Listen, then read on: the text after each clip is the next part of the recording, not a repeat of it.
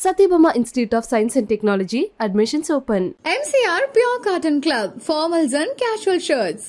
Summer holidays vandachu, நம்ம GT Holidays vandachu. South India's #1 travel brand. அப்படி mobile எடுத்து scroll பண்ண ஆரம்பிச்சாலே அங்கங்க உங்க முகம் தான் தெரியுது. எனக்கே இது ஒரு புது அனுபவமா தான் இருக்குது. ஏன்னா கூவாகன்றதே ஒரு எல்லாருமே எதிர்பார்த்திருக்கிற ஒரு விஷயம் இல்லையா? வருஷம் வருஷம் எப்போ வரும் அப்படின்னு 14 வருஷமா வெயிட் பண்ணிட்டு இருக்கேன். இந்த கூவாகம் போகணும்னு ஒரு ஆசை. ஃபர்ஸ்ட் டைம் இதுதான் என்னோட ஃபர்ஸ்ட் டைம் கூவாகம் நாங்க போறதே. வைரல் ஆனதுக்கு அப்புறம் நிறைய செய்தி எல்லாம் உங்களை பத்தி தெரிஞ்சுக்கிறோம். அனுஸ்ரீ கிட்ட வந்து 1 கோடி ரூபாய்க்கு வீடு இருக்கு, 1.5 கோடி ரூபாய்க்கு புடவையே இருக்கு, கார் இருக்கு, கப்பல் இருக்கு, அப்படியெல்லாம். புடவை எவ்வளவு ஆசை? ஏன்னா 2000 புடவை அவ்வளவு புடவை இருக்கு. எவ்வளவு புடவை என்கிட்ட நிறையவே இருக்கும். நான் புடவையோட கலெக்ஷன், ஏன்னா எனக்கு இந்த மாடர்ன் ட்ரெஸ் அதுல எல்லாம் நாட்டம் கிடையாதனால நான் சாரி தான் அதிகமா எடுப்பேன். எனக்கு சாரினா ரொம்ப பிடிக்கும். ஆனா ரொம்ப காஸ்ட்லியா இருக்கு. இப்போ 1 லட்சம் ரூபாய் ஒரு சாரி. அந்த மாதிரி நான் இது நாள் வரைக்கும் வாழ்நாள் 1 லட்சத்துக்கு போகாதீங்க, 10,000 ரூபாய்க்கு கூட நான் புடவை எடுத்ததே இல்லை. பெட்ரூம்குள்ள சிசிடிவி கேமரா இருக்கு. எதுக்கு அது? 4 months பிஃபோர் வந்து எங்க வீட்டுல திருடிட்டாங்க. ஜுவல்ஸ் அந்த மாதிரிலாம் எடுக்கல, வெளியில காயப்படுற துணிகளை எடுத்துட்டு போற திருட. துணியை திருடிட்டாங்க. கூவாகம் நீங்க அன்னைக்கு பேசும்போது உங்களுக்கு தெரியாது வைரல் ஆகும் அப்படின்னு. சத்தியமா தெரியாது. ஆனா அங்க போயிருந்தது, இந்த வருஷம் கலந்துகிட்டது எவ்வளவு சந்தோஷமா இருக்கு. எனக்கு ரொம்ப ஹாப்பியா இருந்துச்சு. நான் இது ஃபர்ஸ்ட் டைம் என் வாழ்நாள்ல இதெல்லாம் போய் பாக்குறேன். இந்த தாலி கட்டி அறுக்கிறது, அந்த அன்னைக்கு அவர் கட்டி விட்டுட்டாங்க, சாமி கட்டி விட்டுட்டாங்க. எங்க ஆளுங்க எல்லாம் அதை பிடிச்சி அந்த தாலி இப்படி பார்த்துட்டு இருந்தாங்க. என்னன்னு சொன்னேன், இன்னும் கொஞ்ச நேரம் தானே இது என் கழுத்துல இருக்கும், இதுக்கு பத்தியா, இது கூட எனக்கு நிரந்தரமே இல்லை பத்தியா அப்படின்லாம் சொல்லி பேசும்போது அது ரொம்ப எனக்கு. இப்போ உங்களுடைய அந்த பழைய வீடியோக்கள்லாம் பார்க்கணும், இந்த டிரான்ஸ்ஃபர்மேஷன் அப்படின்றது நிஜமாவே ரொம்ப ஆச்சரியமா இருக்கு. கண்டிப்பா எல்லாத்துக்குமே அதுதான். எனக்கு நிறைய பேர் கமெண்ட் பண்ணி கேட்கறது அதுதான், எப்படி எப்படி எப்படி நீங்க குறைச்சிங்க உங்களோட வெயிட் லாஸோட ஜர்னி, சொல்லுங்க. நான் 8 லட்சம் செலவு பண்ணியிருக்கேன்னு வந்து சர்ஜரியில் சொன்னது. 8 லட்சம் வந்து நான் வெறும் அந்த உடம்பு குறைக்கிறதுக்காக மட்டும் இல்லை, என்னோட ஃபுல் சர்ஜரி சொன்னேன். நான் ஃபுல்லாக நான் மாற்றி சர்ஜரி பண்ணதுக்கு 8 லட்சம் வரைக்கும் செலவு பண்ணியிருக்கேன். ஒரு 2-3 மாதத்துக்கு ரொம்ப கஷ்டப்பட்டேன். வயிறு வலிக்க ஆரம்பிச்சிச்சு, வயிறு இழுத்து பிடிக்கும், மயக்கம் அடைஞ்சிருவேன், நடக்க முடியாது, ரத்தல் ரொம்ப நேரம் நிற்க முடியாது, மயங்கி விழுந்துருவேன். ஆனால் இது ஒரு பெரிய ரிஸ்க் இல்லையா? கண்டிப்பாக சொல்ல வேண்டியது இல்லை, ஏன்னா அது லைஃபே ரிஸ்காக தான் இருக்கு. ஆனால் அவ்வளோ தூரம் வேணுமான்றது ஒரு கேள்வி வருது இல்லையா? சார் நம்ம வந்து நம்மளோட வாழ்க்கையை நம்மளுக்கு பிடிச்ச மாதிரி வாழ போறோம். நம்ம டிசைன் பண்றது தான் நம்மளோட லைஃபை. பார்த்தா கையெடுத்து கும்பிடுற மாதிரி தெரியணும். நான் கடந்து வந்த பாதைகள் எல்லாமே வந்து உங்களுக்கு எல்லாத்துக்குமே தெரியும். எங்களோட பாதைகள் ரொம்ப வந்து அழகானதெல்லாம் கிடையாது, ரொம்ப கரடுமுரடான வாழ்க்கை முறை தான். ஃபர்ஸ்ட் அந்த காலத்துல எங்களுக்கு வந்து ஒரு 2 விஷயம் தான் தெரியும், ஒன்று பாலியல், ஒன்று யாசகம் கேட்பது, 2 தான் இருந்துச்சு. இப்போ வர்ற திருநங்கைகள் அப்படி இல்லை, படிச்சு அவங்களே வேலைக்கு போறாங்க, அவங்களுக்கான ஜாப் அவங்க தேடிக்கிறாங்க. பெற்றோர்கள் கைவிட்ட திருநங்கைகள் அந்த காலத்துல மட்டும்தான் எங்களோட வழிபாதைகள் மாறப்பட்டுச்சு. உங்களோட கோல் அப்படின்றது?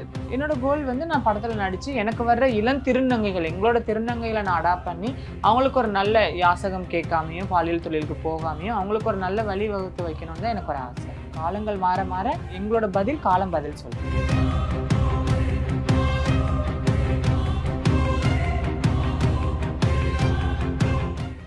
கலாட்டா நேயர்களுக்கு வணக்கம். நான் சரவண ராம்குமார். இன்னைக்கு நம்மோட வைரல் திருநங்கை அனுஸ்ரீ இருக்காங்க.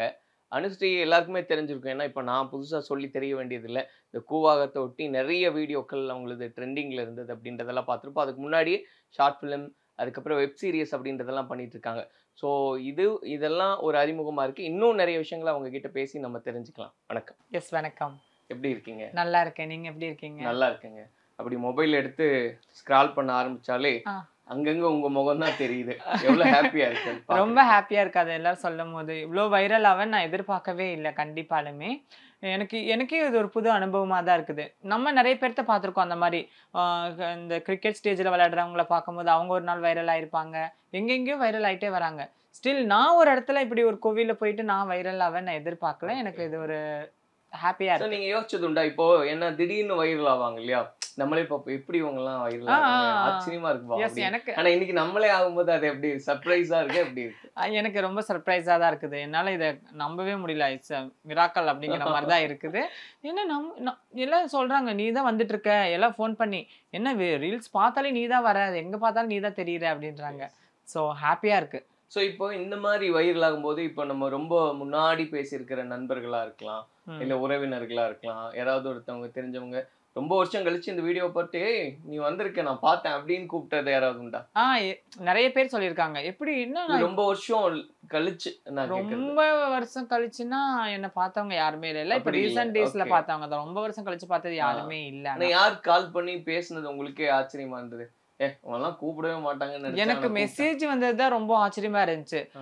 பெரிய பெரிய ஆக்டர்ஸ் கிட்ட இருந்தெல்லாம் மெசேஜ் வந்திருக்கும் போது எனக்கு இந்த ரச்சிதா மேம் இருக்காங்களா பிக் பாஸ்குள்ள போனாங்க, அவங்க வந்து சோ பிரீட்டின்னு அனுப்பியிருந்தாங்க. அது ரொம்ப எனக்கு ஹாப்பியா இருந்துச்சு. அதை விட உங்களுக்கு எல்லாத்துக்குமே தெரியும் எங்களோட கம்யூனிட்டி பீப்புளை சேர்ந்தவங்க தான் நடராஜன் மேம். அந்த நடராஜன் மேம் தெரியும் தானே, கல்கி நடராஜன் சொல்லிட்டு அவங்க வந்து எனக்கு மெசேஜ் பண்ணியிருந்தாங்க. ரொம்ப அழகா இருக்குடி அம்மு அப்படின்னு அனுப்பியிருந்தாங்க. அதெல்லாம் நினைக்கும் போது ரொம்ப ப்ரௌடா இருக்கு. பெரிய பெரிய இடத்துல இருந்து நம்மளுக்கு வந்து இந்த மெசேஜ் வரும்போது ரொம்ப சந்தோஷமா இருக்கு. எஸ், கண்டிப்பா. ஏன்னா கூவாகன்றதே ஒரு எல்லாருமே எதிர்பார்த்து இருக்கிற ஒரு விஷயம் இல்லையா? வருஷம் வருஷம் எப்போ வரும் அப்படின்னு இந்த திருநர் சமூகத்துல எல்லாம் ஆசைப்படுறது. அதுல ஒரு வைரல் அப்படின்றது ரொம்பவுமே முக்கியமான. 14 வருஷமா வெயிட் பண்ணிட்டு இருக்கேன் இந்த கூவாகம் போகணும்னு ஒரு ஆசை. இது ஃபர்ஸ்ட் டைம்? இதுதான் என்னோட ஃபர்ஸ்ட் டைம் கூவாகம் நாங்க போறதே. போயிருக்கேன்.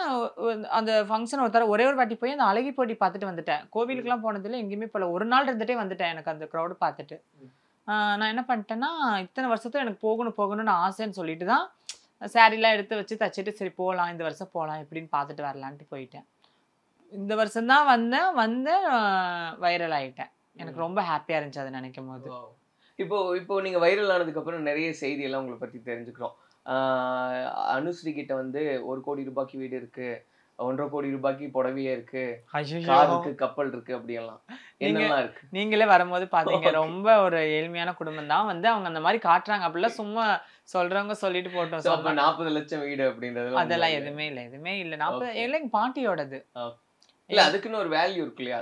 அந்த அடிப்படையில் கேட்க அது எவ்வளவு லட்சம்னு எனக்கு தெரியாது. அது இவ்வளவு கூட இருக்காது. சும்மா அப்படி போடுற மெயின்டைன் பண்ணி போட்டாங்க. பட் எனக்கு தெரியல, பாட்டியோட சொத்து நான் சும்மா இருக்கிறேன் அவ்வளவுதான். ஓகே, எனக்கும் எங்க பாட்டியோட சொத்துக்கும் சம்பந்தமே இல்ல அப்படின்னு எடுத்துக்கலாம். எஸ். சோ புடவை எவ்வளவு ஆசை? ஏன்னா 2000 புடவை அவ்வளவு புடவை இருக்கு. எவ்வளவு புடவை என்கிட்ட நிறையவே இருக்கும். நான் புடவையோட கலெக்ஷன், ஏன்னா எனக்கு இந்த மாடர்ன் ட்ரெஸ் அதுல எல்லாம் நாட்டம் கிடையாதனால நான் சாரீ தான் அதிகமா எடுப்பேன். எனக்கு சாரீனா ரொம்ப பிடிக்கும்.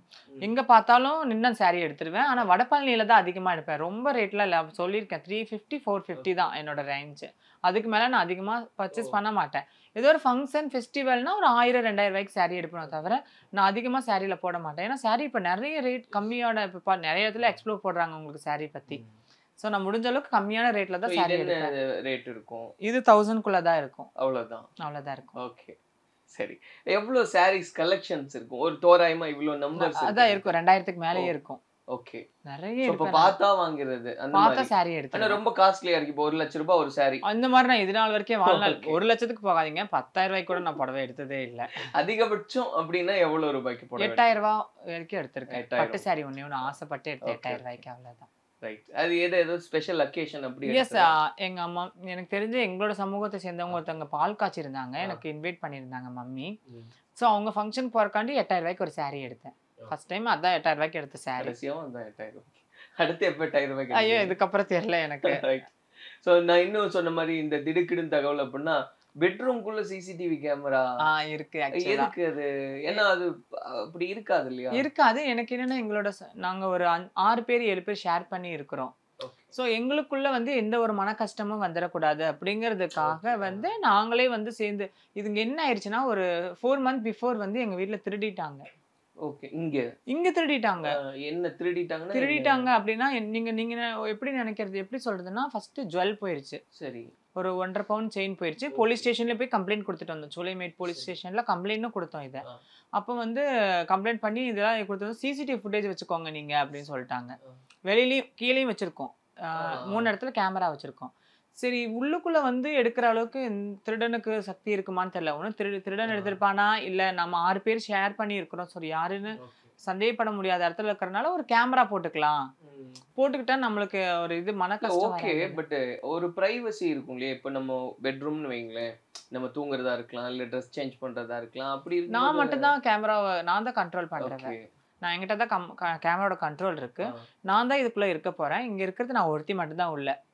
ஸோ இது வந்தாலும் எனக்குள்ளே தானே இருக்க போகுது, யாருக்கும் ஷேர் ஆக போறது இல்லை. அதனால நான் மட்டும் தான் இருக்கேன் இங்க, இதுக்குள்ள யாரும் வர மாட்டாங்க. அதனால எனக்காக மட்டும் வச்சுக்கிறேன். அந்த ரூம் எல்லாமே ஷேர் பண்ணிக்க அந்த மாதிரி சொல்றேன். அந்த ஹால் ஷேர் பண்ணிக்கிறாங்க, பக்கத்துல இருக்கு அந்த ரூம் இருக்கு, அதெல்லாம் அவங்க ஷேர் பண்ணிக்குவாங்க. இந்த ரூமுக்கு மட்டும் நான் எனக்கு கேமரா தனியா வச்சிருக்கேன். அதனால ஒரு பாதுகாப்பு, ஒரு சேஃப் அண்ட் செக்யூரா இருக்கும் அப்படிங்கிறதுக்காக. அதுக்கப்புறம் அதெல்லாம் கிடைச்சதா இல்லையா? ஏற்கனவே ஒரு திருட்டு போயிடுச்சு. ஃபர்ஸ்ட் இன்னொரு திருடன் வந்து புடிச்சிட்டோம், ஓடிட்டான். இன்னொரு திருடன் என்னன்னா ஜுவல்ஸ் அந்த மாதிரிலாம் எடுக்கல, வெளியில காயப்படுற துணிகளை எடுத்துட்டு போற திருடன். துணி திருடிட்டான். சத்தியமா இது நாங்க சொல்லி கம்ப்ளைண்டே கொடுத்தோம். அவன் பிடிக்கும் போது பேக்ல இருந்து துணி மட்டும் தான் விழுந்துச்சு. எங்களோட சாரி பிளவுஸ் எல்லாம் எடுத்துட்டு போயிட்டான். ஆச்சரியமா இருக்குல்ல? எல்லாத்துக்கும் பக்கத்துல இருக்கிறவங்க அதுக்கிட்டே அதுதான் சொன்னோம், இது என்ன புதுசா இருக்குது அப்படின்னு. அது உங்களுக்கு வருத்தமா இருந்ததா, கோவமா இருந்துச்சா? ஒண்ணு புடவையோட எடுத்துட்டு போயிருந்தா பரவாயில்ல, பிளவுஸை மட்டும் எடுத்து கலெக்ஷன் பண்ணி புடவையெல்லாம் கீழே போட்டு வச்சிருக்காங்க. காய வச்சிருந்த எல்லா துணியில இந்த பிளவுஸையும் காணும். அழுக்கு குடியில வச்சிருந்த புடவையெல்லாம் கீழே தூக்கி போட்டு வச்சிருக்கான், பிளவுஸை மட்டும் எடுத்துட்டு போயிருக்காங்க. ஒருவேளை அவர் வந்து பிளவுஸ் போட்டு பாக்குறதுக்கு போய் எடுத்துட்டு போயிட்டாரா? எஸ், அந்த மாதிரியா கூட இருக்கலாம் ஐ திங்க். சத்தியமா இது நடந்தது உண்மை, எல்லாத்துக்கும் தெரியும், வீடியோலாம் இருக்கு, ஆதாரம் இருக்கு. அந்த திருடன் வந்து இதெல்லாம் எடுத்து அவன் கீழே போட்டிருந்த பிளவுசஸ் அதெல்லாம் அதுக்கப்புறம் நீங்க வீடியோ எடுத்து வச்சிருந்தோம். ஒரு படத்துல எப்ப உள்பாவோட காணனால என்ன போட்டு விளக்குறாங்க அந்த மாதிரி ஒரு கேட்டகரி. அது போலீஸ் கிட்டயே அந்த கம்ப்ளைண்ட் சொன்னோம், நாங்க ரைஸ் பண்ணோம். ஏன்னா ஓடும்போது சரி என்ன சொன்னாங்க அதுக்கு போலீஸ்ல? இது என்ன புதுசா இருக்குது, எங்களுக்கும் இதா இருக்குது, நாங்க செக் பண்ணோம். இது வரைக்கும் இந்த வட்டாரத்துல இந்த மாதிரி ஒரு திருட்டு நான் பார்த்தது இல்லைன்றாங்க. இதுதான் எங்க சைடு பிளவுஸ் எடுத்துட்டு போயிட்டான், எதுக்குன்னே தெரியல. சாரி பிளவுஸ் எல்லாத்தையுமே நாங்க ஒரு 7-8 பேர் இருக்கிறோம் இங்க. ஓகே, சாரியோட பிளவுஸ் எல்லாம் எடுத்துட்டு போயிட்டாரு. அதுக்கப்புறம் தான் இந்த 1.5 பவுன் செயின் அடிக்கிறது. ஃபர்ஸ்ட் 1.5 பவுன் செயின் அடிச்சது யாருன்னே தெரியல, இப்ப வரைக்கும் எங்களுக்கு அது வந்து தெரியல. இதுக்கப்புறம் வந்து ஒரு 2-3 வாட்டி எங்களுக்கு எல்லாரும் பிளவுஸ் இல்லைன்னு சொல்லிட்டு விட்டுட்டோம். ஒரு நாள் ஒருத்தி தூங்கிட்டு இருந்தா வீட்டுக்குள்ள, அவ வரலன்னு சொல்லி வீட்டுல நல்லா தூங்கிட்டு இருந்தா, டயர்டா இருந்தனால ஃபங்க்ஷனுக்கு போயிட்டு வந்துட்டு எல்லாம் தூங்கினாலும் கதவு திறந்து வச்சுட்டாவ. அப்போ ஏதோ சவுண்டு கேட்டிருக்குன்னு எந்திரிச்சிருக்கிறான். இவன் கரெக்டா ட்ரெஸ் போட்டுட்டு வந்து பேக்குக்குள்ள எடுத்து வைக்கிறத பார்த்துட்டான். பிடிக்கிற நேரத்துல ஓடிட்டான் சல்லுன்னு. அது உடனே நான் போலீஸை கூட்டு வந்து பாருங்க, சிசிடிவி ஃபுட்டேஜ் செக் பண்ணுங்க, ட்ரெஸ்ல தான் அந்த பையன் பைக்ல போறான் பாருங்க அப்படின்னு சொல்லிட்டு. ஃபர்ஸ்ட் வந்து ஜுவல் திருடினதுக்கு அப்புறம் சிசிடிவி போட்டீங்க, அதுக்கப்புறம் தான் இது நடந்திருக்கு இல்லையா? பிளவுஸ் எடுத்துட்டு போறது எல்லாம். ஆனா பிடிக்க முடியல, இப்போ ஓடிட்டான். இன்னொன்னு வந்து ஜுவல் வந்து வீட்டுக்குள்ளதான் சம்திங் ஏதோ ஆயிருக்கு. ஏன்னா திருடனுக்கு பீரோ சாவி தெரியாது, திறந்து சாவி எடுக்கணும்னு தெரியாது. அந்த அளவுக்கு இங்க வந்து எடுக்கிற அளவுக்கு இது கிடையாது. சோ இது யாரோ வீட்டுக்குள்ள பண்ணிருப்பாங்க, அது எனக்கு கொஞ்சம் இதா தான் இருந்துச்சு. பட் வெளியில எடுத்தது திருடன், அதை நாங்களே பார்த்துட்டோம். அது வந்து ஒருத்த ஓடுனா பையன் அதை நாங்க பார்த்தோம். பட் அவன் வந்து ஜுவல்லாம் எடுத்தது இல்லை, இந்த மாதிரி பிளவுஸ் மட்டும் திருடிட்டு போயிடுறான். அடிக்கடி நடக்குது. 2 வாட்டி பார்த்துட்டாங்கன்னு சொன்னாங்க. ஃபர்ஸ்ட் ஒரு வாட்டி காணும்னு சொல்லிட்டு, அப்போ ஒரு பையன் இப்படிதான் வந்துட்டு போகும்போது ஏதோ ஆர்டர், அக்கா தப்பா ஆர்டர் பண்ண வந்துட்டேன்னு இறங்கி போயிட்டான். அன்னைக்கு படிக்கட்டுல எங்க ஃப்ரெண்ட் ஒருத்தி மேலே ஏறி இருக்கா, அப்பதான் அவன் இறங்கி இருக்கான். என்னாச்சு, யாரும் நினைச்சிட்டாங்க யாரோ ஃபுட் ஆர்டர் பண்ணிருப்பாங்க. என்ன நினைப்பாங்க, யாரோ ஃபுட் ஆர்டர் பண்ணிருக்காங்கன்னா நாங்க அப்பப்போ ஃபுட் ஆர்டர் பண்ணுவோம், ஸோ அதனால நினைச்சிட்டாங்க. அப்பதான் சொன்னாங்க இதே ஸ்விக்கி ட்ரெஸ் போட்டு அன்னைக்கு போட்டு வந்தா நம்ம பிளவுஸ் காணாம போச்சு, அப்ப இவன் தான் எடுத்திருப்பானோ அப்படின்னு சொல்லிட்டு. அப்போ இல்ல இது ஒரு புரிதல் தான். ஏன்னா இப்ப நீங்க சொல்றீங்க இது வந்து இன்னைக்கு இந்த பிளவுஸ் எடுத்துட்டு போனாங்கன்றதெல்லாம் தாண்டி மேபி இந்த மாதிரி ஃபுட் டெலிவரி ட்ரெஸ் எல்லாம் யூஸ் பண்ணி கூட கொள்ளையடிக்க வரலாம்ன்றது இது புரிஞ்சுக்க வேண்டிய ஒரு விஷயம். கண்டிப்பா நீங்க முடிஞ்ச அளவுக்கு வீட்ல எல்லாருமே சிசிடிவி ஃபுட்டேஜ் வச்சுக்கிறது நல்லதுன்னு தான் சொல்றேன். சோ அது நீங்க ஃபுட் டெலிவரிக்கு வராங்க, ரெகுலரா வராங்கன்னு கேர்லெஸ்ஸா நாங்க விட்டனால தான் அவன் எடுத்துட்டு போனான். எஸ் கரெக்ட் தான். அதெல்லாம் இப்போ இதெல்லாம் தாண்டி இந்த கூவாகம் நீங்க அன்னைக்கு பேசும்போது உங்களுக்கு தெரியாது வைரல் ஆகும் அப்படின்னு. சத்தியமா தெரியாது. ஆனா அங்க போயிருந்தது இந்த வருஷம் கலந்துகிட்டது எவ்வளவு சந்தோஷமா இருக்கு. எனக்கு ரொம்ப ஹாப்பியா இருந்துச்சு. நான் இது ஃபர்ஸ்ட் டைம் என் வாழ்நாள்ல இதெல்லாம் போய் பாக்குறேன். இந்த தாலி கட்டி அறுக்கிறது, அந்த சூடம் ஏத்துற திருவிழாவா இருக்கட்டும், தேர் வர்றதா இருக்கட்டும், இதெல்லாம் நான் பார்த்தது இல்லை. எனக்கு அது ஃபர்ஸ்ட் டைம் பாக்குறதுனால ஒரு மாதிரி ஃபீலா இருந்துச்சு. சொல்ல முடியாத வார்த்தைகள் சொல்ல முடியாத அளவுக்கு ரொம்ப ப்ரெசண்டா இருந்துச்சு பார்க்கும்போது. ஐயோ இப்பெல்லாம் இருக்கா, இத்தனை சமூகர்கள் வருவாங்களா. நம்மளோட நியூசிலாந்துல இருந்து வந்திருந்தாங்க என் ஃப்ரெண்ட்ஸ், நிறைய பேர் இருந்தாங்க. நியூசிலாந்துல இருந்து வந்தாங்க. என் ஃப்ரெண்டு தான் அவளும் வந்திருந்தா. அப்புறம் மலேசியாவில் என் ஃப்ரெண்டு ஒருத்தி இருந்தா, அவளும் வந்திருந்தா. அப்புறம் எங்கேருந்து வந்திருந்தாங்க, ஜெர்மனிலேருந்து இந்த தடவை வரல, ஆஸ்திரேலியாவிலேருந்து வந்திருந்தா ஒருத்தி. ஸோ இந்த மாதிரிலாம் இருந்து வந்திருக்கும் போது எனக்கு ரொம்ப சந்தோஷமா இருந்துச்சு. இந்த கோவில் திருவிழாக்கு அங்கேருந்து அந்த நம்மளோட சமுதாயத்துக்காரங்க வராங்க அப்படின்னா நம்ம இங்கேயே இருக்கோம், நம்ம ஏன் போகிறதுக்கு நம்ம ஏன் யோசிச்சுட்டு இருக்கோம், நம்ம போகலான்னு சொல்லி தான் அப்போ நான் கிளம்பி போனேன். ஸோ எவ்வளோ நீங்க போனது மறக்கவே முடியும். இதுவும் ரொம்ப ஸ்பெஷலாக மாறிடுச்சு என் வாழ்நாளில் சத்தியமா. இப்போ திருநங்கைகளுக்கு ஒரு ஆசை இருக்கும் இல்லையா, அங்கே கலந்துக்கணும் அப்படின்னு, மெயினாக அந்த தாலி கட்டி தாலி அறுக்கிறது அப்படின்னு. இப்ப தாலி கட்டுறது எவ்வளவு சந்தோஷமா இருக்கும்ன்றது எல்லாத்துக்குமே எல்லாருக்குமே தெரியும். தெரிஞ்சிச்சு. ஆனா தாலி அறுக்கிறது அப்படின்றது எவ்வளவு வருத்தமான ஒரு இதா இருக்கும் உங்களுக்கு. அத பத்தி சொல்லுங்களேன். அதான் எல்லாத்துக்குமே வந்து ஒரு கனவு வந்துட்டு நம்ம ஒரு வாட்டியாச்சும் தாலி கட்டி ஒருத்தன் கூட வாழ்ந்துட மாட்டோமான்னு சொல்லிட்டு தான். ஸோ அது வந்து அந்த இடத்துல வந்து நிறைவேத்துறாங்க. கடவுள்கிட்ட பிரார்த்தனை பண்ணி அந்த தாலி கட்டிடுறாங்க. தாலி அறுக்குங்கும் போது என்னாலேயே அதை தாங்கிக்க முடியல. அவங்க ஆனால் அந்த அன்னைக்கு ஃபுல்லாவுமே அதை பிடிச்சி பிடிச்சி பார்க்கறத என் கண்ணால் பார்த்தேன். அந்த அன்னைக்கு அவர் கட்டி விட்டுட்டாங்க, சாமி கட்டி விட்டுட்டாங்க. எங்கள் ஆளுங்க எல்லாம் அதை பிடிச்சி பிடிச்சி அந்த தாலி இப்படி பார்த்துட்டு இருந்தாங்க. என்னன்னு சொன்னேன், இன்னும் கொஞ்ச நேரம் தானே இது என் கழுத்தில் இருக்கும், இதுக்கு பார்த்தியா, இது கூட எனக்கு நிரந்தரமே இல்லை பார்த்தியா அப்படின்லாம் சொல்லி பேசும்போது அது ரொம்ப எனக்கு மனசே கஷ்டமாக இருந்துச்சு சொல்லும் போது. சரி அதான் நான் சொன்னேன், இதுதான் நம்மளோட வாழ்க்கை போல். அதான் சொல்கிறாரு, நான் படித்த புத்தகத்தில் படிச்சிருக்கேன் இந்த மாதிரி ஒரு காமராசர் யாரோ எழுதின ஒரு கவிதை தான் இது கூட. எனக்கு அது ரொம்ப பிடிக்கும். அதெல்லாம் அந்த நேரத்தில் டி மண்டையில் ஓடுது. எங்களை பற்றின ஒரு கவிதை, திருநங்கையில் பற்றின ஒரு கவிதை அவர் நல்ல அழகான வரியில் எழுதியிருக்கிறார், காகித பூக்கள் அப்படின்னு சொல்லிட்டு. அதெல்லாம் அந்த டைமில் நான் யோசிக்கிறேன், எனக்கு கொஞ்சம் ஒரு சில லைன்ஸ் மட்டும் தெரியும். ஸோ அதெல்லாம் எனக்கு ரொம்ப அந்த இது பிடிச்சது. அதான் தலை மீது பூ வைப்போம் தாரணியோர் கல்லறையில், பூ வைத்தால் முறைதானே பூத்த உயிர் கல்லறை நாங்கள். அதாவது நாங்கள் பூச்சூடி பொட்டு வச்சுட்டு வர்றது வந்து ஒரு குணத்துக்கு மேலே பூமாலை போட்டிருந்தா எப்படி தெரியும், அந்த மாதிரி தான் மக்களோட முன்னாடி நீங்கள் தெரிவிங்க அப்படின்னு சொல்லிட்டு, சதை வளர்க்கும் பிணம் நாங்கள் சாவின் விளிம்புகள் அப்படின்னு சொல்லிட்டு அவர் அழகான கவிதை ஒன்று எழுதியிருக்காங்க. ஸோ அதெல்லாம் அவங்க அவங்க அந்த ஒப்பாரி பாடல் பாடும் போது எனக்கு அது கண்ணு முன்னாடி வந்துச்சு. ஸோ இப்படி தானா நம்மளோட வாழ்க்கை அப்படின்னு சொல்லிட்டு அதெல்லாம் பார்க்கும்போது ரொம்ப எனக்கு ஃபீலிங்காக இருந்துச்சு. நீங்க அந்த தாலி கட்டிக்கிறது அது நான் பண்ணலை. எதுனால? வேண்டுதல் வச்சு தான் பண்ண முடியும்னு சொன்னாங்க. நான் ஃபர்ஸ்ட் டைம் போகிறேன், இப்போ வேண்டுதல் வச்சிருக்கேன். வச்சு நிறைவேறுச்சுன்னா கண்டிப்பாக நானும் அதை அந்த பிரார்த்தனை கண்டிப்பாக நிறைவேற்றுவேன். இன்னுமே இந்த கூவாகத்தை பற்றி ஒரு புரிதல் உண்டு பண்ணணும்னு நினைக்கிறேன். நிறைய பேர் என்ன சொல்றாங்க, இப்போ இந்த தாலி கட்டி தாலி அறுக்கிறதுக்குள்ள ஒரு கணவன் மனைவி உறவாலாம் இருக்கணும் அப்படின்றாங்க. அதெல்லாம் உண்மையா, இதெல்லாம் ரூமர்ஸ்? அதெல்லாம் எனக்கு ப்ராமிஸா அதை பற்றின எனக்கு புரிதல் எனக்கு தெரியல எனக்கு இன்னும். ஆனால் அப்படி சொல்கிறாங்க. அவங்க என்ன சொல்கிறாங்கன்னா, நாங்கள் வந்து இன்னைக்கு தாலி கட்டிக்கிட்டோம் இல்லையா, எங்ககிட்ட அரவான் வருவார் தேடி, இது அரவான் தான் வராரு எங்களை தேடி வரனால நாங்கள் அவர் கூட மோட்சம் பெறோம் அப்படின்னு சொல்லி பேசுகிறாங்க. அது ரூமரா இல்லை உண்மையான்னு எனக்கு இப்போ வரைக்கும் எனக்கு ப்ராமிஸா எனக்கு தெரியல. ஒருவேளை இல்ல அரவான் வருவார்ன்றது நம்பிக்கை, நான் அதை சொல்லல, அது அவங்களுடைய நம்பிக்கை அப்படிதான். ஆனா அந்த இடைப்பட்ட நேரத்துல ஒரு கணவன் மனைவியா ஒரு உறவு இருக்கணும் அப்படின்னு சொல்றாங்க இல்லையா, இருக்குமா இருக்காதா அந்த மாதிரி இருக்குன்னு தான் சொல்றாங்க. ஓகே. சோ அது வந்து அரவானே வருவாரு அப்படின்றது திருநங்கைகளுடைய நம்பிக்கை. அவர் வந்து நமக்கு அது ஒரு மோட்சம் தருவாரா அப்படி அந்த மாதிரி, அதுதான் அர்த்தமா? அரவான் வருவாரு, அது வந்து மோட்சம் கிடைக்கும் அப்படின்னு சொல்லி பேசிக்கிறாங்க. ஓகே. அந்த நம்பிக்கையில் அடிப்படையில செயல்படும். ஓகே. இப்போ நான் நிறைய திருநங்கைகள் கிட்ட பேசும்போது ஒவ்வொருத்தரும் ஒவ்வொரு கடந்து வந்த பாதை அப்படின்றதெல்லாம் சொல்றாங்க. உங்களுடைய லைஃப்ல இன்னைக்குமே என்னால மறக்கவே முடியல, ஏன்னா இன்னைக்கு நிறைய பேர் பாக்குறாங்க, உங்களை பத்தி பேசுறாங்க, நிறைய பாசிட்டிவ் கமெண்ட்ஸ் கொடுக்குறாங்க. ஏன்னா இதுக்கெல்லாம் நீங்க கண்டிப்பா ஆசைப்பட்டிருப்பீங்க, இந்த இடத்துக்கு நம்ம வரணும். கண்டிப்பா கண்டிப்பா. ஆனா இதுக்கு இடையில அங்கிருந்து தொடங்கி இங்க வர்றதுக்குள்ள எத்தனை சிரமங்கள்லாம் உண்டு? நிறைய வலி வேதனைகள், நான் கடந்து வந்த பாதைகள் எல்லாமே வந்து உங்களுக்கு எல்லாத்துக்குமே தெரியும். எங்களோட பாதைகள் ரொம்ப வந்து அழகானதெல்லாம் கிடையாது, ரொம்ப கரடுமுரடான வாழ்க்கை முறை தான். அதை நான் ஸ்ட்ரகிள் பண்ணி நீந்தி வந்தேன் அப்படின்னு புத்தகங்கள்லாம் படிச்சிருப்பீங்க நிறைய. அப்போ நிறைய புத்தகம் படிச்சிருக்கீங்க போல எங்களை பற்றிலாம். ஸோ என் வீட்டில் இருந்த ஜொனிஷா அப்படிங்கிறவங்க இலங்கையை சேர்ந்த ஒரு திருநங்கை என் கூட தங்கியிருந்தாங்க. அவங்க கூட புத்தகம் எழுதியிருந்தாங்க. ஸோ வந்துட்டு அவங்கெல்லாம் வந்து நாங்கள் வந்த பாதைகள் அந்த மாதிரி. ஸோ அந்த இடத்துல இருந்து நாங்கள் உயர்ந்து வரோம் அப்படிங்கிறது வந்து எங்களுக்கு பெருமையாக தான் இருக்கும். I'm very proud actually. உங்களுடைய லைஃப்பில் நான் சொன்ன மாதிரி ஒவ்வொருத்தருக்கும் ஒவ்வொரு ஒரு சிட்டியிலிருந்து வரவங்க இருக்காங்க, ஒரு கிராமத்துல இருந்து வரவங்க இருக்காங்க, அம்மா அப்பாவோட அரவணைப்போட இருக்கிறவங்க, பலதரப்பட்ட விதங்கள் இருக்காங்க. வெளிநாடுகள்ல இருந்து சந்தோஷமா இன்னைக்கு பேட்டி கொடுக்குற திருநங்கைகள்லாம் இருக்காங்க. அப்ப உங்களுடைய லைஃப்ல நீங்க கடந்து வந்த பாதை அப்படிங்கும்போது எது மறக்கவே முடியாது அப்படின்றது ரெண்டுமே சொல்லுங்க, நல்லதும் சொல்லுங்க கெட்டதும் சொல்லுங்க.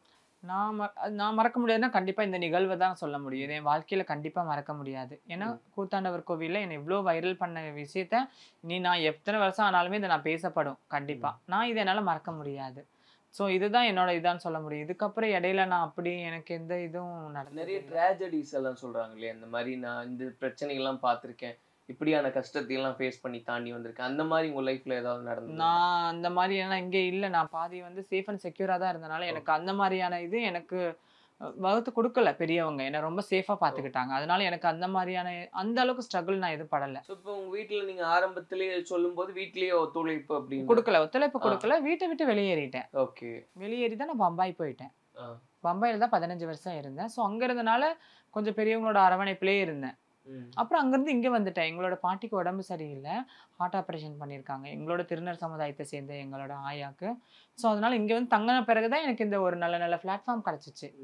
ஃபர்ஸ்ட் வெப் சீரிஸா இருக்கட்டும், இன்ஃப்ளூன்சரா இருக்கட்டும், ஒரு மூவிக்கு ரிவ்யூ கொடுக்கறதுக்கு எல்லாத்துக்குமே எனக்கு இங்க வந்த பிறகு தான் அந்த ஆப்பர்ச்சுனிட்டி கிடைச்சிச்சு ஆக்சுவலா. ஆனா ஒரு சிலர் வந்து எப்படி நம்ம இதுக்குள்ள வர்றதுன்னு தெரியாத சமயத்துல தடுமாறிடுறாங்க, பெக்கிங் போறாங்க, மற்ற விஷயங்களுக்கெல்லாம் போறாங்க. அதெல்லாம் கேள்விப்படும் போது எவ்வளவு வருத்தமா இருக்கு. கண்டிப்பா அந்த மாதிரி உங்களுக்கு நிர்பந்தம் அப்படின்றது ஏதாவது? நிர்பந்தம் அப்படிங்கிறது யாருக்குமே இல்லை. எல்லாமே வந்து அவங்களோட விருப்பத்துக்கு ஏற்ற மாதிரி தான். இப்போ வந்து உனக்கு படிக்கிறதா இப்பெல்லாம் ஃபர்ஸ்ட் அந்த காலத்துல எங்களுக்கு வந்து ஒரு 2 விஷயம் தான் தெரியும். ஒன்று பாலியல், ஒன்று யாசகம் கேட்பது, 2 தான் இருந்துச்சு. இப்போ வர்ற திருநங்கைகள் அப்படி இல்லை, படிச்சு அவங்களே வேலைக்கு போறாங்க, அவங்களுக்கான ஜாப் அவங்க தேடிக்கிறாங்க. பெற்றோர்கள் கைவிட்ட திருநங்கைகள் அந்த காலத்துல மட்டும்தான் எங்களோட வழிபாதைகள் மாறப்பட்டுச்சு. இன்னைக்கு இருக்கிற பெற்றோர்களுக்கு அதான் சொல்றேன், உங்களுடைய மகன் உங்களுடைய பிள்ளை ஏதாவது ஒன்று திருநர் சமுதாயம் திருநரா தெரிஞ்சிச்சா, திருநங்கை மாதிரி இருந்தாங்க, இல்லை அவங்களோட ஃபீலிங் உங்ககிட்ட ஷேர் பண்றாங்கன்னா நீங்க அவங்களுக்கு டைம் கொடுங்க. நீங்க அவங்கள வந்து பிடிச்சி கரெக்டாக கையில் வச்சு நீங்க நடத்திக்கோங்க. ஏன்னா நாளைக்கு உங்க பிள்ளைங்க நாளைக்கு அந்த ரோட்ல நின்று யாசகம் கேட்கறது உங்களால தாங்கிக்க முடியாது, பாலியல் பண்றதை உங்களால பார்க்க முடியாது. ஸோ நீங்க உங்களோட அரவணைப்பு இருந்துச்சுன்னா உங்க குழந்தை எங்கேயுமே போகாது. ஸோ மக்கள்கிட்ட நான் இதுதான் சொல்றேன்.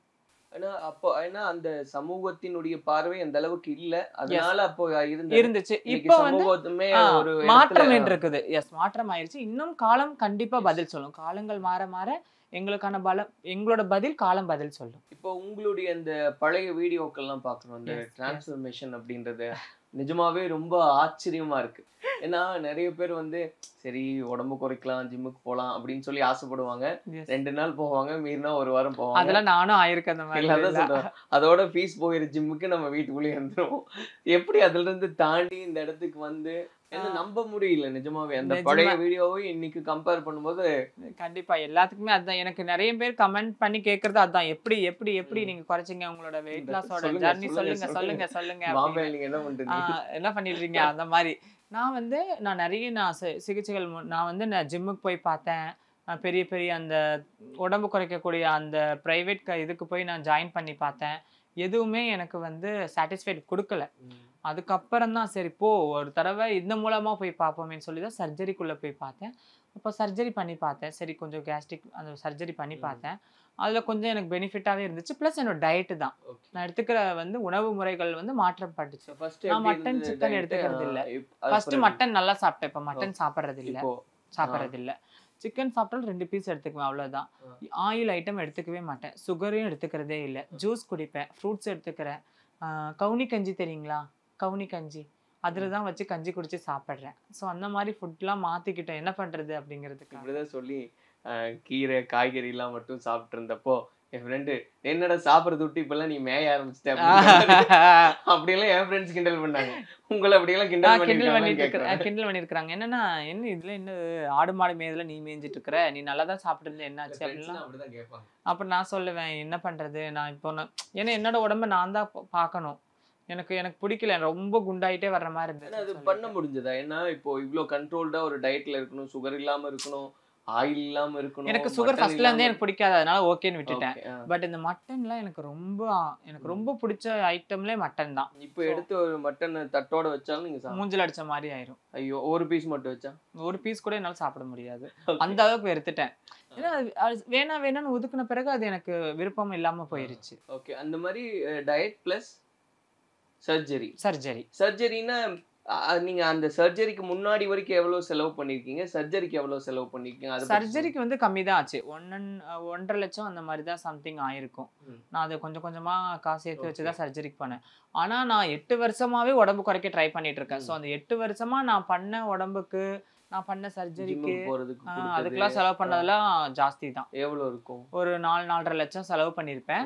நான் 8 லட்சம் செலவு பண்ணிருக்கேன்னு வந்து சர்ஜரியில சொன்னது. 8 லட்சம் வந்து நான் வெறும் அந்த உடம்பு குறைக்கிறதுக்காக மட்டும் இல்ல, என்னோட ஃபுல் சர்ஜரி சொன்னேன். நான் என்ன ஃபுல்லா நான் மாத்தி சர்ஜரி பண்ணதுக்கு 8 லட்சம் வரைக்கும் செலவு பண்ணிருக்கேன். இல்ல அது ஒரு திருநங்கைகளும் வந்து ஆசைப்பட்டு நம்மள பொண்ணா காமிச்சுக்கணும் நிறைய சர்ஜரி பண்றாங்க. இதெல்லாம் ஆச்சரியமா இருக்குங்க. நிறைய பேர் அந்த ஆங்கிள் பாக்குறாங்களான்னு தெரியல. ஏன்னா கையில கால்ல அடிபட்டுச்சு அப்படின்னா நம்ம ஒரு ஸ்டிச் போடுறதுக்கே யோசிக்கிறோம், தயங்குறோம், ரத்தத்தை பார்த்தா மயக்கம் போட்டுரும். ஆனா ஒருத்தவங்க உடம்பையே மாத்துறாங்க அப்படிங்கும்போது அது சாதாரண விஷயம் இல்ல. அப்ப நீங்க எவ்வளவு தூரம் அதுக்கு மெனக்கிடுறீங்க, எவ்வளவு செலவு பண்றீங்க?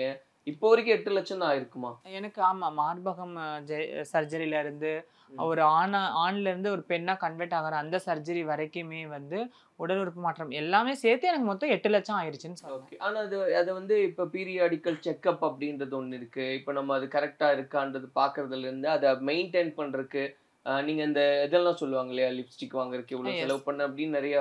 நான் லிப்ஸ்டிக் யூஸ் பண்ண மாட்டேன். மேக்கப் லிப்ஸ்டிக் மட்டும் இல்ல, ஒரு உதாரணம் காஸ்மெட்டிக்ஸ் வரைக்கும் சொல்றீங்க. எஸ், அதுக்கெல்லாம் எவ்வளவு செலவு பண்ணுவீங்க? அதான் சொல்றேன் நானு. அதான் மந்த்லி ட்வைஸ் ஆச்சு போயிட்டு நான் ஃபேஸ்க்கு மட்டும் எப்பமாச்சும் ஹைட்ரோஃபேஷியல் பண்ணுவேன். ஹைட்ரோஃபேஷியல் மட்டும் பண்ணுவேன், அதிகமா பண்ண மாட்டேன். ஹைட்ரோஃபேஷியல் எப்பமாச்சும் பண்ணுவேன், அது ரேர் தான். இப்போ பண்ணிட்டேன்னா ஒரு 3 மாசம் கழிச்சு மறுபடியும் எப்பமாச்சும் தான் போய் ஹைட்ரோஃபேஷியல் மட்டும் பண்ணிக்குவேன். ஏன்னா ஸ்கின்னை கொஞ்சம் க்ளோவா வச்சுக்கணும் அப்படிங்கிறதுக்காக. இப்போ உங்களை பார்த்து இன்ஸ்பயர் ஆகி யாராவது வெயிட் ரெடியூஸ் பண்றாங்க அப்படின்னு ஒரு ஆசையில பாக்குறாங்கன்னு வைங்களேன் இந்த வீடியோவை, அவங்களுக்கு இந்த சர்ஜரி இந்த டயட் எப்படி பண்ணணும், என்ன சரியான வழின்றதை பத்தி சொல்லுங்க. நான் அதான் சொல்றேன், நீங்க கண்டிப்பா ஃபர்ஸ்ட் நீங்க உடம்ப பருமன் குறைக்கணும் அப்படின்னு நினைச்சா நீங்க முடிஞ்ச அளவுக்கு இயற்கையா பாருங்க. அப்படி முடியல, இல்லை எனக்கு இதில் செட் ஆகலை, எனக்கு இதுலலாம் எனக்கு செட் ஆகலை, ஜிம்முக்கு போக முடிய மாட்டுது, எனக்கு வயசாயிருச்சு, எபோ 30க்கு மேலே இருந்தால் சொல்கிறேன். உங்களுக்கு வயசு 30க்கு மேலே இருக்குது, 35க்கு மேலே இருக்குது, உங்களோட பருமன் 100க்கு மேலே இருக்குது, 120 115 அந்த மாதிரி இருந்தால் நீங்கள் டாக்டர்கிட்ட போய் கன்சல்ட் பண்ணிவிட்டு அதுக்கப்புறம் இந்த சர்ஜரி பற்றி கேட்டு நீங்கள் கண்டிப்பாக சர்ஜரி பேர் மினி கேஸ்ட்ரிக் பைபாஸ் சர்ஜரி இங்கே நிறைய ஹாஸ்பிட்டலில் பண்ணுறாங்க, தமிழ்நாட்டிலே பண்ணுறாங்க. இப்போ இதில் வந்து மினிமம் கேரண்டி அப்படின்னு இருக்கா? இப்போ நிறைய விளம்பரங்கள்ல 30 நாட்கள்ல இவ்வளவு எடையை குறைச்சிருவோம், இல்ல இதுன்னு நான் இல்ல பொதுவா சொல்றேன், அப்படி அந்த மாதிரி இதுக்குன்னு ஏதாவது மினிமம் கேரண்டி இருக்கா? இதுக்கு வந்து என்னன்னா, நான் பண்ண சர்ஜரிக்கு வந்து கண்டிப்பா நல்ல பெனிஃபிட் இருக்கு. இதுல எந்த ஒரு உயிர் சேதாரமோ அந்த மாதிரிலாம் எதுவுமே கிடையாது. இது வந்து நம்மளுக்கு உடம்புல இது பண்ணா சுகர் வராது, ஹார்ட் அட்டாக் வராது, நல்லா ஹெல்த்தியா இருக்கலாம், ஃபுட் கண்ட்ரோல் இருக்கும், மெடிசன்ஸ் எடுத்துக்கணும் அதுக்கேற்ற மாதிரி. இப்போ வந்து நம்ம டயட்லயும் மெடிசன் தான் கம்மி பண்ணுது, மற்றபடி எதுவும் இல்லை. ஏன்னா நம்மளுக்கு புரோட்டீன் கிடைக்கணும்ல, உடம்புக்கான புரோட்டீன் கிடைக்கணும், அதுக்கான சத்து வேணும். ஸோ அதுக்காக வந்து நம்ம டேப்லெட் எடுத்து தான் ஆகணும். இல்லை அது ப்ளஸ் டயட் மட்டும்தானா? சர்ஜரின்றது என்ன? சர்ஜரி அப்படிங்கிறது நம்மளோட சாப்பாட்டோட குடல் இருக்கு இல்லைங்களா, பை, சாப்பாட்டு பையை வந்து சின்னது பண்றது. ஓகே. ஓ, சாப்பாடு குடல் சின்னது பண்ணிடுவாங்க. எஸ், கட் பண்ணுவாங்க இல்ல கட்டிடுவாங்க. அப்போ சாப்பிடவே முடியாது. அப்படிதான் 1.5 இட்லி ஒரு இட்லிக்கு மேல சாப்பிட முடியும் எப்பவுமே. இல்ல ஒரு 6 மாசத்துக்கு. அதுக்கப்புறம் நிறைய அதுக்கப்புறம் ஒரு 2 இட்லி சாப்பிடலாம், அவ்வளவுதான். அப்படியா? இப்போ நீங்க அதிகமான எவ்வளவு சாப்பிடுவீங்க? நான் ஒரு இட்லி சாப்பிடுவேன். ஒரு இட்லியா? ஒரு இட்லி சாப்பிடுவேன். காலையில மதியானம் ஒரு இட்லி சாப்பிடுவேன், நைட் ஒரு இட்லி சாப்பிடலாம், 2 இட்லி சாப்பிடலாம் ஒரு நாளைக்கு. அப்போ உடம்புக்கு எனர்ஜி டேப்லெட் புரோட்டீனுக்கு ஏற்ற மாதிரி ஜப்பான்கார மாதிரி சொல்றீங்களே, அப்படிதான் வாழ்றேன். அதனாலதான் அந்த சர்ஜரி இவ்வளவு உடம்பு டக்குன்னு இறங்குதுன்னா அப்போ அதுக்கேற்ற மாதிரி தானே. ஓகே. அப்போ நீங்க இந்த எவ்வளவு 107 கிலோ இருந்தேன், அங்க இருந்து இப்போ 70 இருக்கேன். ஓகே. எவ்வளவு நாள்ல இது கம்மி பண்ணீங்க இந்த சர்ஜரிக்கு அப்புறம்? இப்போ நான் கரெக்டா இது பண்ணும்போது எனக்கு நவம்பர் மாசம் நான் பண்ணேன். 8 மாசத்துக்குள்ள இந்த சேஞ்சஸ், இந்த இவ்வளவு கிலோ ரெடியூஸ் பண்ணது. Yes. ஆனா மெயினா அந்த சர்ஜரி குடல் அந்த சர்ஜரி பண்ணுவாங்கன்னு சொன்னீங்க இல்லையா, அது வந்து ஒரே இதுல பண்ணிடுவாங்களா எப்படி? ஒரு 2 மணி நேரத்துல பண்ணிடுவாங்க. நான் பண்ணி ஒரே டைம் தான் அந்த சர்ஜரின்றது? ஒரு டைம் தான். கேஸ்ட்ரிக் பைபாஸ் சர்ஜரி ஒரு டைம் தான். சாப்பாட்டோட குடலோட அளவு வந்து கட் பண்ணிடுவாங்க சின்னதா. சாப்பாட்டோட பை சின்னதாயிரும். இப்போ அப்போ தண்ணியே கொஞ்சம் தான் குடிக்க முடியுற மாதிரி இருக்கும். நான் அன்னைக்கு பண்ணி ஒரு நாள் ஃபுல்லு தண்ணி குடிக்கல, அடுத்த நாள் தான் கொஞ்சோண்டு ஒரு மூடியில தண்ணி வாயில ஊத்துனாங்க, அதான் தெரியும். அதாவது போற வழியில கொஞ்சோண்டு ஜூஸ் இருந்துச்சுன்னா இந்த மாதிரி ஒரு மடக்கு மட்டும் குடிச்சுக்கோமா அப்படின்னு சொல்லிட்டாங்க. வாமிட் வரும் ஆனா பாத்துக்கோங்கன்ட்டாங்க. அப்புறம் அங்கேருந்து டிராவல் பண்ணி நான் டெல்லியில பண்ணேன். டெல்லியில இருந்து வந்து சென்னையில வந்து இறங்கினேன். 3 நாள்லாம் அங்கேருந்து வந்துட்டேன். இங்கே வந்து இங்கே எப்பவும் போல் அப்புறம் ஆட்டோமேட்டிக்காக வேலை செய்ய ஆரம்பித்தேன். ஒரு 2-3 மாதத்துக்கு ரொம்ப கஷ்டப்பட்டேன். வயிறு வலிக்க ஆரம்பிச்சிச்சு, வயிறு இழுத்து இழுத்து பிடிக்கும், மயக்கம் அடைஞ்சிருவேன், நடக்க முடியாது, ஒரு இடத்துல ரொம்ப நேரம் நிற்க முடியாது, மயங்கி விழுந்துருவேன். கரெக்டான உணவோட ஆகாரம் இல்லாதனால எனக்கு ரொம்ப ஹை ஆயிடுச்சு. ஸோ வயிறு வலிலாம் வர ஆரம்பிச்சிருச்சு, வயிறு புண்ணாயிருச்சு, ரொம்ப கஷ்டப்பட்டேன். ஆனால் இதுக்கு முன்னாடி இவ்வளோ இருக்கா? ஏன்னா பார்க்குறவங்க என்ன நினைப்பாங்க, ஏதோ சர்ஜரி பண்ண உடனே நம்ம கம்மியாயிடலாம், அவங்க நினைச்சிருப்பாங்க நம்ம எப்போ சாப்பிட்ற மாதிரி சாப்பிட்டுக்கலாம் அப்படின்னு. ஆனா அப்படி இல்ல. ஓகே, சாப்பிட முடியும். ஆனா இது ஒரு பெரிய ரிஸ்க் இல்லையா? கண்டிப்பா சொல்ல வேண்டியது இல்லை, ஏன்னா அது லைஃபே ரிஸ்கா தான் இருக்கு. ஆனா அவ்வளவு தூரம் வேணுமான்றது ஒரு கேள்வி வருது இல்லையா? ஏன் அப்படி அப்படின்னா நம்மளுக்கு இப்போ எனக்கு குழந்தையோ குட்டியோ இல்லை எனக்கு கணவரோ சுத்தியோ யாரும் இல்லை சார். நம்ம வந்து நம்மளோட வாழ்க்கையை நம்மளுக்கு பிடிச்ச மாதிரி வாழ போகிறோம். நம்ம டிசைன் பண்ணுறது தான் நம்மளோட லைஃப்பை. ஸோ அதுக்காக நான் டிசைன் பண்ணிக்கிட்டேன். நான் இப்படி இருந்தால் எனக்கு பிடிச்சிருக்கு அப்படிங்கிற மாதிரி. இல்லை சம்டைம்ஸ் ஒரு பயம் இருக்காதா, இவ்வளோ இது பண்ணோம் அப்படின்னா லைஃப் ரிஸ்க் ஆயிடுமோ அப்படின்ற மாதிரி எல்லாம்? நம்மளுக்கு தான் ரிஸ்க்கெல்லாம் ரஸ்க்கு சாப்பிட்ற மாதிரி ஆச்சு. ஸோ அதனால அப்படியே இப்போ இன்னைக்கு நிறைய சிகிச்சை முறைகள்லாம் மாறி இருக்கு, அட்வான்ஸ் ஆயிருக்கு அப்படின்னாலுமே கூட ஒரு மார்பக அறுவை சிகிச்சை சம்திங் இல்லை இந்த மாதிரியான ஒரு சிகிச்சை அதுக்கு போகும்போது பயம் அப்படின்றதெல்லாம் இருக்காதா? பயமே இருக்கல எனக்கெல்லாம். எனக்கு தேவை பண்ணிட்டு இறந்தாலும் பரவாயில்ல, பண்ணிடணும். நம்ம வாழ்கிற வாழ்க்கை நம்மளுக்கு பிடிச்ச மாதிரி வாழணும்னு சொல்லி தான் எல்லாருமே. இப்போ இதுக்கே இப்படி சொல்கிறீங்க, இன்றைக்கி இவ்வளோ பெரிய ஸ்பெஷாலிட்டி நிறைய ஹாஸ்பிட்டலில் வந்துருச்சு, இவ்வளோ நம்மளுக்கு நல்ல நல்ல மிஷின்ஸ் கொண்டு வந்துட்டாங்க. இப்போவுமே பயந்தான். அப்போ அந்த காலகட்டங்களில் அவங்களெல்லாம் நினச்சிக்கும் போது எனக்கு பெருமையாக தான் இருக்குது. ஆப்ரேஷனே பண்ண முடியாத காலகட்டத்தில் வாழ்ந்த திருநங்கைகள்லாம் பண்ணியிருக்காங்கும் போது நான் அவங்களெல்லாம் கண்டிப்பாக வந்து நான் ப்ரௌட் பண்ணுறேன். அதெல்லாம் நம்பவே முடியல அவங்கெல்லாம் இருந்தாங்க. ஏன்னா இதுக்கும் நம்ம கொஞ்சம் முன்னாடி கண்ணுக்கு முன்னாடி பாக்குற காலகட்டத்துல தான் வாழ்ந்துருக்காங்க. எங்க ஆயெல்லாம் சொல்லியிருக்காங்க, நாங்கெல்லாம் அப்படி இல்லாம நாங்களே எங்களோட வந்துட்டு எங்க கையாலேயே வந்து நாங்க எங்களோட ஆண்குறிகள் எல்லாம் அறுத்து எரிஞ்சிட்டு நாங்க வந்து உட்கார்ந்துருக்கோம். அது சொல்றாங்க. அந்த சூடா எண்ணெய் ஊத்துவாங்க. அதெல்லாம் நான் என் கண்ணால பாத்துருக்கிறேன் வேற. அப்படிங்கும் போது எனக்கு அதெல்லாம் வந்து ஐயோ பயமா இருக்கு. பாத்துருக்கீங்களா? எஸ் பாத்திருக்கேன். ஒரு மாதிரி அதெல்லாம் பார்க்கும்போது பண்ணக்கூடாதுன்னு தோணும். ஆனா நம்மளோட உள் மனசு சொல்லும் பண்ணிட்டு இறந்துடலாம், நாம பண்ணணும். ஆனா அப்படிங்கிற பண்ணும்போது உயிரே போனாலும் பண்ணணுங்கிற ஆசை அந்த அளவுக்கு மனசுல ஒரு எண்ணம் இருக்குமா? எஸ் மாறணும் இல்லையா? ஓகே. பிடிக்காத ஒரு உறுப்பு நம்ம உடம்புல இருக்கிறது ஏத்துக்க முடியாது. ஸோ அதனால இப்போ இந்த உங்க லைஃப்ல அந்த 3 சர்ஜரி அப்படின்றது என்ன? என்னோட 3 சர்ஜரி அதான் நான் சொல்றேனே, மார்பகம், அப்புறம் வந்துட்டு அறுவை சிகிச்சை, கீழே அறுவை சிகிச்சை, மார்பக சிகிச்சை, இப்போ பண்ணிருக்கிற இந்த லேப்ரோஸ்கோபி, இதெல்லாம் சேர்த்து தான் நான் சொன்னேன் மொத்தமா. ஸோ இந்த 3 அறுவை சிகிச்சை இது வரைக்கும். ஆனா நிறைய பேருக்கு சம்டைம்ஸ் இந்த அறுவை சிகிச்சை பண்ணும்போது சரியில்லாம போய் மறுபடியும் திரும்ப அதாவது அந்த ஒரு விஷயம்லாம் இருக்கும் இல்லையா, ஒரு ஐயோ சரியா இருக்குமா இல்லையா அப்படின்றதெல்லாம். ஒரு சில பேர்த்துக்கு வந்து அறுவை சிகிச்சையில ஏதாவது எல்லாத்துக்குமே வந்து சக்சஸ் கொடுத்துருமான்னு கேட்டா கண்டிப்பா மருத்துவத்துறையில இன்னைக்கு சொல்றேன் யாருக்குமே எல்லாத்துக்குமே சக்சஸ் கொடுத்துடாது. ஏதாவது ஒரு இடத்துல ஃபெயிலியர் கண்டிப்பா ஆகும். அது எங்களுக்கும் ஒரு சில இடத்துல ஃபெயிலியர் ஆயிட்டு தான் இருக்குது. ரிஸ்க் வச்சுதான் எல்லாமே ரிஸ்க் தான். ஓகே. இப்போ நீங்க உங்களோட லைஃப் பேஸ் பண்ணி சொல்லுங்க. நம்ம அப்படியே அந்த காஸ்மெட்டிக்ஸ் பத்தி பேசிட்டு வந்தோம். ட்ரெஸ்ல இருந்து காஸ்மெட்டிக்ஸ்ல இருந்து உங்களை மெயின்டைன் பண்ணிக்கிறதுக்கு தோராயமா எவ்வளவு செலவாகும்? என்ன நான் மெயின்டைன் பண்றதுக்கு நான் அந்த அளவுக்கு நான் வந்து நான் இது பண்ணிக்க மாட்டேன். நான் அதெல்லாம் மந்த்லி இல்லைன்னா 2 மந்த் எப்பமாச்சு தான் போயிட்டு நான் ஃபேஷியல் பண்ணிக்குவேன். அதுவும் ஹைட்ரோ ஃபேஷியல்னு சொல்லிட்டு உனக்கு பண்ணிட்டு வந்துடுவேன். ஸோ அதில் கொஞ்சம் ஸ்கின்னை வந்து க்ளோ பண்ணிக்குவேன். அது பண்ணால் வெயிலில் போகக்கூடாது. சன்ஸ்க்ரீன் போட்டுக்குவேன், மாய்ஸ்சரைஸ் பண்ணிக்குவேன். அதில் போட்டு வெள்ளையாயிருமா? சன்ஸ்க்ரீன் போட்டோம்னா நம்ம அது இல்லை அந்த மாய்ஸ்சரைஸா ஃபேஷியல் அது வந்து நம்ம ஸ்கின்னை க்ளோ பண்ணும். மேங்கோ ஃபேஷியல் ஒன்று இருக்குது, அதுலேயே வந்து மேங்கோ மாதிரி இருக்குது, இல்லை கோல்டன் இருக்குது. அதை பண்ணால் கொஞ்சம் ஸ்கின் வந்து க்ளோவாக இருக்கும். ஹைட்ரோ ஃபேஷியல் மிஷின் மூலமாக. ஆமா, அது மெஷின் வச்சு பண்ணுவாங்க தெரியும். நாம பண்ணாலும் வெள்ளையாகும் இல்லையா? யாரா இருந்தாலும் வெள்ளையாகலாம். பட் நம்ம மெயின்டெனன்ஸ் பண்றதை பொறுத்து. அது நம்மளுக்கு அது மட்டும் இல்லை, நம்ம சாப்பிட்ற உணவுகளும் சேர்த்து தான். ஃப்ரூட்ஸ் ஃப்ரெஷ்ஷாக எடுத்துக்கணும், நல்லா ஃப்ரெஷ் ஃப்ரூட்டாக சாப்பிடணும். ஸோ அந்த மாதிரிலாம் இருக்குல்ல நிறைய, அந்த மாதிரி நான் எடுத்துக்குவேன். சாரீ கலெக்ஷன் உங்களுக்கு சொல்லிட்டேன், 350-400 தான் நான் இதெல்லாம் எடுக்கிறது சாரீ எல்லாமே. அப்புறம் மேக்கப் அதிகமாக கண்மை, காஜல், மஸ்காரா, இதை தவிர எனக்கு வேற எதுவுமே. ஆனால் நிறைய மேக்கப் பண்ணிக்கணும்னு ஆசைப்படுவாங்க திருநங்கைகள். நிறைய பூ வச்சுக்கணும், நிறைய மேக்கப் பண்ணணும். அதான் ஆல் ஆஃப் டிஃப்ரெண்ட். எல்லாரும் ஒரே மாதிரி இருக்க மாட்டாங்களே, 10 விரலும் வேற வேற மாதிரி இருக்கிற மாதிரி. ஒவ்வொருத்தவங்களுக்கு மேக்கப் பண்ணிக்க பிடிக்கும், ஒருத்தவங்களுக்கு மேக்கப் பண்ணிக்கவே பிடிக்காது, ஒருத்தவங்களுக்கு சாரி ஏதோ கட்டணும் அப்படிங்கிற மாதிரிலாம் உட்காந்துருப்பாங்க. எனக்கு என்ன அலங்காரம் பண்ணிக்கணும்னு ஆசை இருக்கிறது. ஆனால் எப்படின்னா சிம்பிளாக தான் இருக்கணும். ரொம்ப அந்த பவுடர் அடிச்சுட்டு பேய் மாதிரி அந்த மாதிரி எனக்கெல்லாம் பிடிக்காது. சிம்பிளா இருக்கணும், அழகா பார்த்தா கையெடுத்து கும்பிடுற மாதிரி தெரியணும். ஐயோ அப்பா பார்த்தாவே நல்ல லட்சணமா இருக்காங்களே அப்படின்னு சொல்ற மாதிரி இருந்தா எனக்கு ரொம்ப பிடிக்கும். அது இதுக்கெல்லாம் இப்போ உங்களோட ஃபுட்ல இருந்து உங்களுடைய உங்களுக்குன்னு ஒரு பட்ஜெட் போடுங்க மந்த்லி. அப்படின்னா எவ்வளவு செலவுன்னு? மந்த்லி எனக்கு எவ்வளவு செலவாகும் அப்படின்னு பாத்தீங்கன்னா கண்டிப்பா ஒரு 4 சாரி கண்டிப்பா எடுத்துருவேன் மாசத்துல. ஏதாவது புதுசெல்லாம் நான் எடுத்துருவேன். 500 ரூபாய்னா கூட 2000 ரூபாய் 2000 ரூபாய் ஆயிடும். பர்ஃப்யூம் மேல நாட்டம் வைப்பேன்.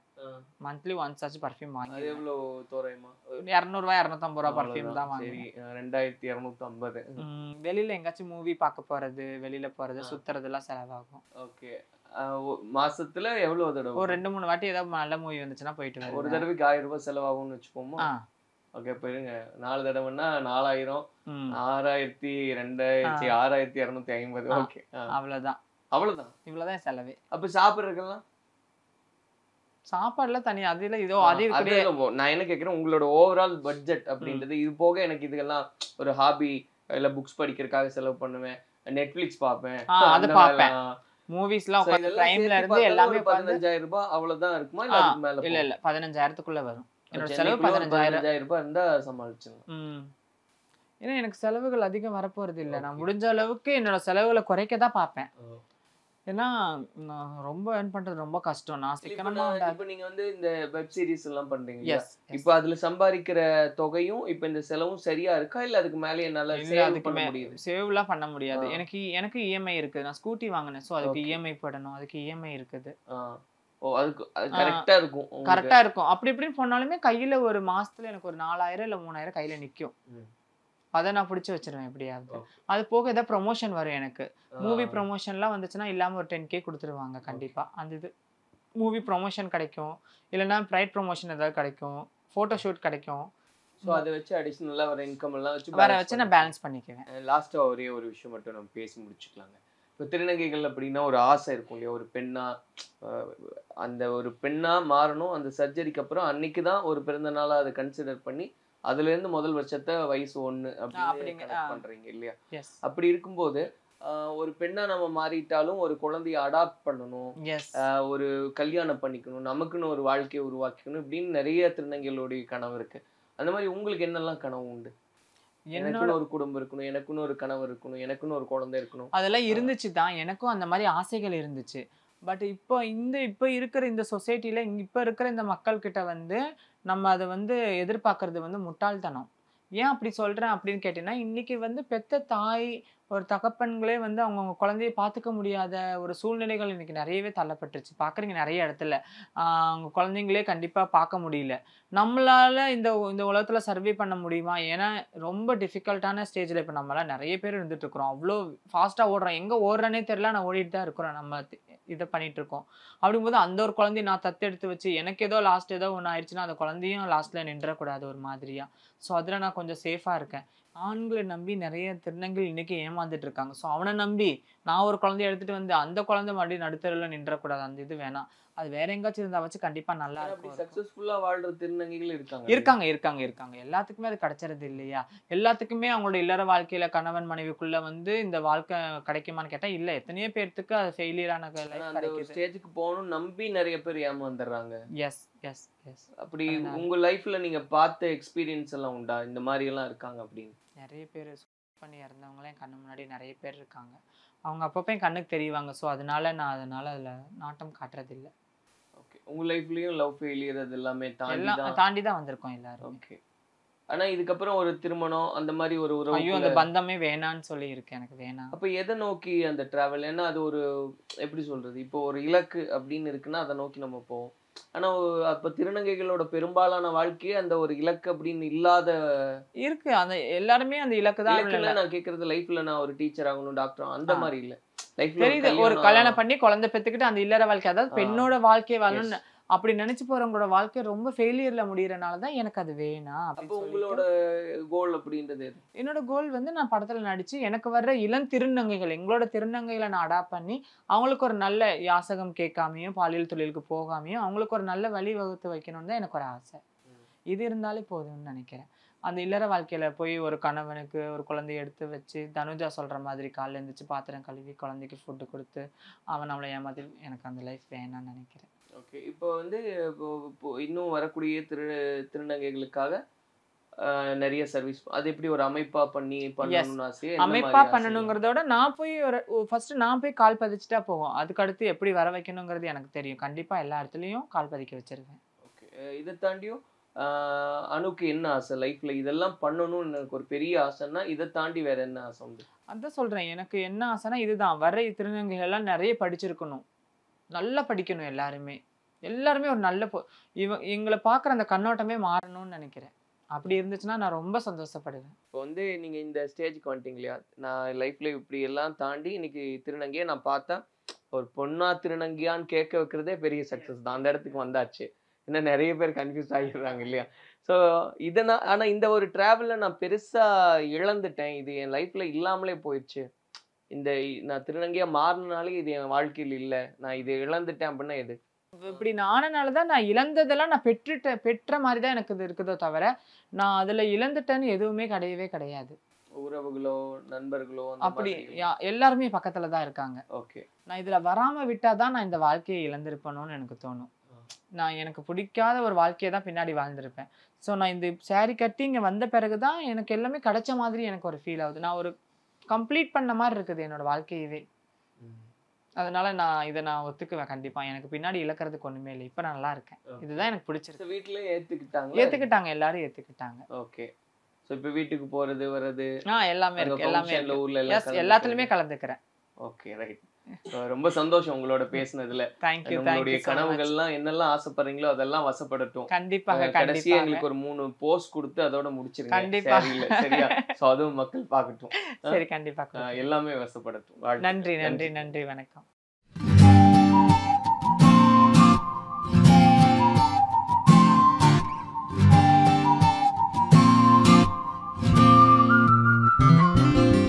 Satyabama Institute of Science and Technology. Admissions open. MCR Pure Cotton Club. Formals and casual shirts. Summer holidays vandachu. நம்ம GT Holidays vandachu. South India's #1 travel brand.